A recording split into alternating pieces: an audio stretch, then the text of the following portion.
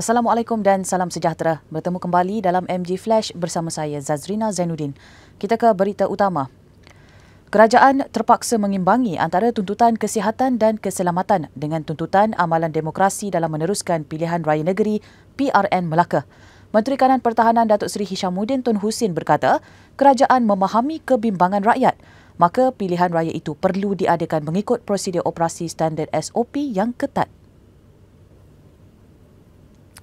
Persoalannya sekarang, bila keputusan dibuat untuk tidak mengisytiharkan darurat dan pilihan raya negeri, ianya bersyarat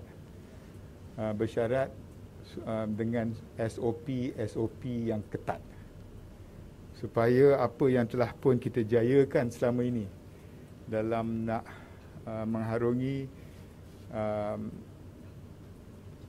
tindakan kita, respons kita ke COVID-19 tidak terjejas kerana satu pilihan raya.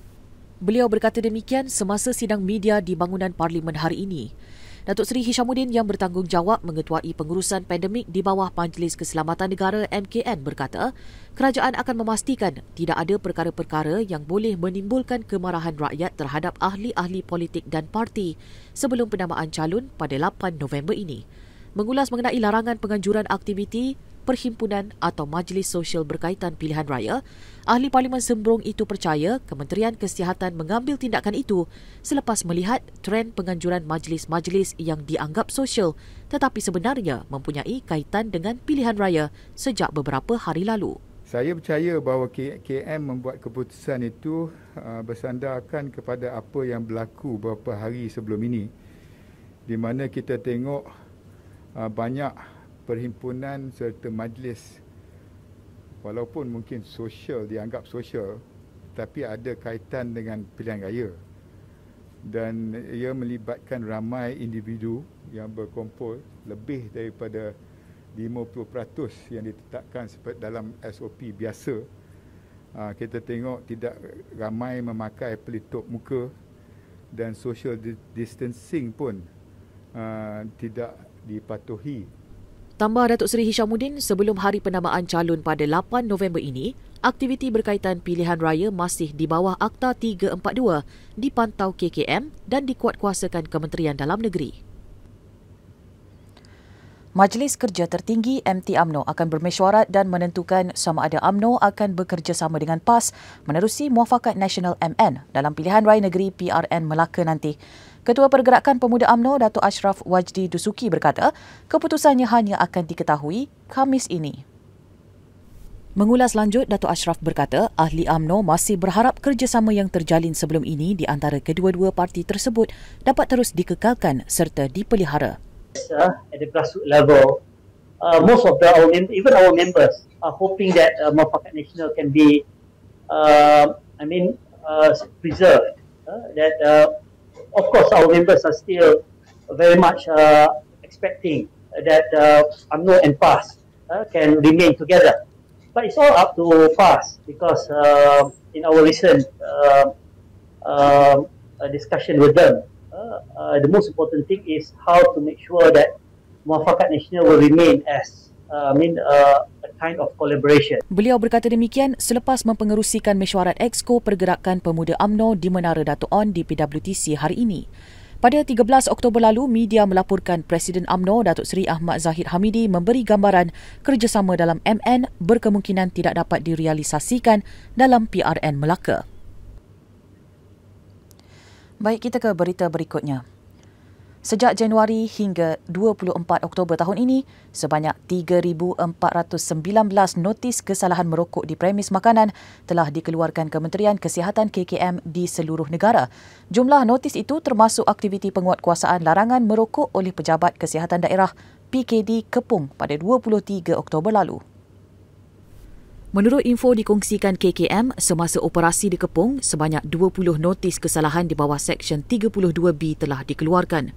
Ia melibatkan 15 kesalahan merokok di tempat makan dan 5 kesalahan dikenakan ke atas tuan punya premis kerana gagal mempamerkan tanda larangan merokok dan memastikan tiada orang merokok di premis masing-masing.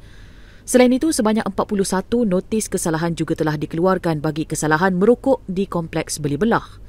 Di Johor Bahru pula, sebanyak 30 notis kesalahan telah dikeluarkan melibatkan 23 kesalahan merokok di tempat makan dan 3 kesalahan dikenakan ke atas tuan punya premis.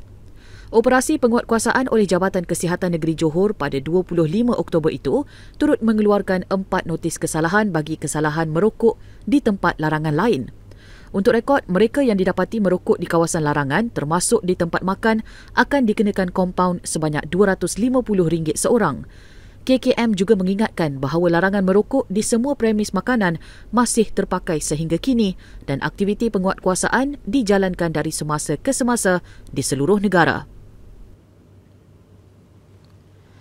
Majikan bertanggungjawab untuk menanggung semua kos membawa masuk pekerja asing ke negara ini, termasuk kos saringan dan kuarantin wajib selama 7 hari di pusat yang diperakui kerajaan.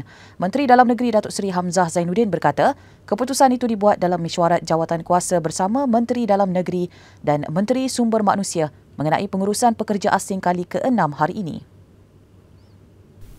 Beliau berkata demikian semasa sidang media yang turut dihadiri Menteri Sumber Manusia Datuk Seri M. Saravanan di Putrajaya hari ini. Menurut Datuk Seri Hamzah, ketibaan semua pekerja asing hanya melalui pintu masuk lapangan terbang antarabangsa Kuala Lumpur, KLIA dan KLIA 2 serta Sabah dan Sarawak.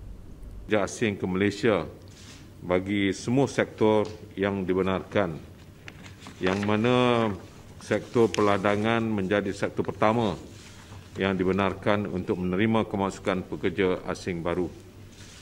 Ketibaan semua pekerja asing hanya melalui pintu masuk lapangan terbang antarabangsa Kuala Lumpur, KLIA dan KLIA 2, serta di Sabah dan Sarawak yang akan ditetapkan beberapa pintu masuk yang akan diumumkan kemudian. Tempoh kuarantin diselaraskan oleh Kementerian Kesihatan Malaysia dengan tempoh kuarantin wajib selama 7 hari di pusat kuarantin yang telah diperakui oleh kerajaan. Majikan bertanggungjawab untuk menanggung semua kos untuk membawa masuk pekerja. Guru-guru yang enggan menerima vaksin COVID-19 bakal berdepan tindakan tata tertib bermula 2 November ini.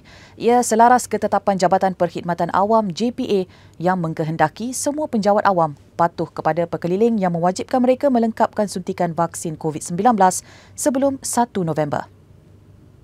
Memetik laporan BH Online, Menteri Kanan Pendidikan Datuk Razzie Jidin berkata, Kementerian memberi tempoh sehingga 1 November ini sebelum mengambil tindakan selanjutnya. Mengulas lanjut, beliau memberitahu terdapat guru yang sebelum ini enggan divaksin, mengubah fikiran dan setuju menerima dos pertama selepas pengumuman JPA sebelum ini. Justeru senarai guru yang enggan divaksin turut berubah dan kementerian terus memantau perkembangan semasa. Tambah Datuk Razzie, kumpulan guru yang enggan divaksin boleh menjejaskan operasi sekolah dan tindakan segera perlu diambil termasuk menukar guru terbabit. Bekas pengurus Muhammad Sajat Kamaruzaman iaitu Nur Nilam Sari akan mengambil tindakan undang-undang terhadap pelawak terkenal Harith Iskandar berhubung kandungan temu bualnya bersama usahawan berkenaan di platform Facebook baru-baru ini. Menurut Nur Nilam, ketika temu bual itu, pelawak berkenaan mencemarkan maruah dan reputasi sistem kehakiman negara dengan membenarkan orang yang dijatuhkan hukuman bersalah bercakap mengenai kes penipuan yang telah diadili di mahkamah. Mengulas lanjut, melalui perkongsian di Facebooknya, Nur Nilam turut mendakwa usahawan itu banyak memutarbelitkan fakta dan menjelaskan beberapa isu dengan cara yang salah. Katanya Muhammad Sajat banyak berbohong dan beliau mempunyai semua bukti pembohongan itu kerana pernah bertugas sebagai pengurus besar yang bertanggungjawab menguruskan usahawan itu sebelum ini. Dalam pada itu, Harith Iskandar memberitahu beliau sama sekali tidak berpihak kepada mana-mana individu semasa temu bual yang diadakan secara langsung itu. Jelasnya di Facebook, beliau hanya mahu rakyat Malaysia mendengar sendiri apa yang diperkatakan Sajat dari mulutnya sendiri. Dalam temu bual berkenaan, usahawan kontroversi itu menceritakan kronologi isu-isu yang berlegar dalam hidupnya sehingga beliau mengambil tindakan melarikan diri ke luar negara. Baik, kita beralih ke perkembangan luar negara. Selepas lebih 4 tahun mengisytiharkan darurat di seluruh negara, Presiden Mesir Abdel Fattah El-Sisi akhirnya mengumumkan penamatan perintah itu. Perkara itu pertama kali dilakukan selepas negara berkenaan berada dalam kancah kekacauan yang dikaitkan dengan serangan pengganas di 2 buah gereja di bahagian utaranya. Dalam hantaran yang dimuat naik di laman Facebooknya, Sisi merakamkan ucapan penghargaan kepada yang berusaha memulihkan keselamatan dan kestabilan Mesir. Pada 10 April 2017, Parlimen Mesir bersetuju meluluskan pengisytiharan darurat selama 3 bulan ekoran kejadian serangan bom yang mengorbankan lebih 45 nyawa. Namun sejak tempoh berkenaan ia dilanjutkan dari semasa ke semasa. Di bawah dekri darurat, pihak berkuasa negara itu diberi kuasa untuk bertindak mengosongkan kawasan, melaksana perintah berkurung dan menjatuhkan hukuman kepada mereka yang melanggar arahan tanpa dipenjara. Baik, dengan itu sekian dahulu MJ Flash buat masa ini. Teruskan bersama kami untuk mengikuti perkembangan terkini dari semasa ke semasa di platform media sosial Malaysia Gazette, di Facebook, Twitter, Instagram dan YouTube atau melalui portal kami di www.malaysiagazette.com. Assalamualaikum dan jumpa lagi.